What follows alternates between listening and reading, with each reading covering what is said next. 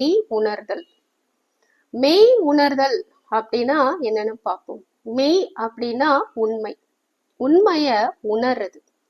மெய் உணர்தல் அப்படிங்கிறது அறிவு ரீதியான புரிதல் இல்ல, உள்ளுணர்வால உண்மையை உணர்ந்து அதற்கேற்ற மாதிரி வாழ்றத குறிக்குது. பல நேரங்கள்ல நம்ம நிலையற்ற விஷயங்கள் தான் நிலையானதா கருதி அதிலேயே நம்ம ஈடுபடுத்திக் கொள்கிறோம். அதுக்காகவே வாழ்றோம், அதுக்காகவே ஓடுறோம். அப்போ எது உண்மை எது பொய் அப்படின்னு முதல்ல நமக்கு தெரியணும். அந்த அறியாமை நீங்கணும். அப்படி நீங்கினாதான் எது மெய் எது பொய் அப்படிங்கிறது நமக்கு புலப்படும். அப்படி புலப்படும் போதுதான் நம்ம அந்த உண்மைய உணர முடியும். அதுவரை மெய் பொய்யாகவும் பொய் மெய்யாகவும் தான் தெரியும். மெய் உணர்தல் அப்படிங்கிறது உள் உணர்வால உணர்றது.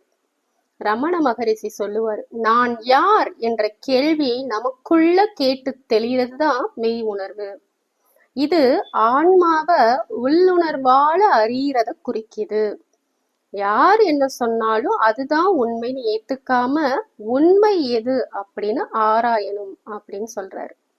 மெய் உணர்தல் அப்படின்னு திருக்குறள்ல ஒரு அதிகாரமே இருக்கு. பொருளல்லவற்றை பொருளென்று உணரும் மருளால நாம் மானா பிறப்பு.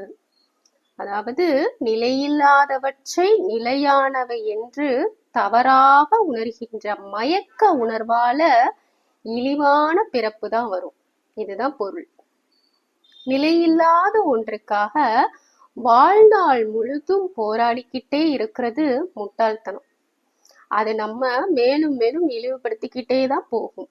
பணம், பொருள், வசதி, வீடு, வாசல், சொந்தம், பந்தம், அழகு, இளமை, இது எல்லாமே நிலையில்லாத ஒன்று.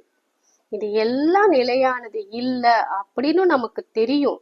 ஆனா உண்மையிலே இது நிலையில்லாதது அப்படின்றத உணர்றதுதான் மெய் உணர்வு. இத நம்ம உணர்ந்துட்டா இன்பம் துன்பம் இது ரெண்டையும் சமமா பாவிக்கலாம். அது நிலையானது இது நிலையானது அப்படின்னு அல்லாடிக்கிட்டே இருக்கிற நம்மளே நிலையானவர்களா அப்படின்னா இல்ல. இந்த உண்மையை உணர்றதுதான் மெய் உணர்வு.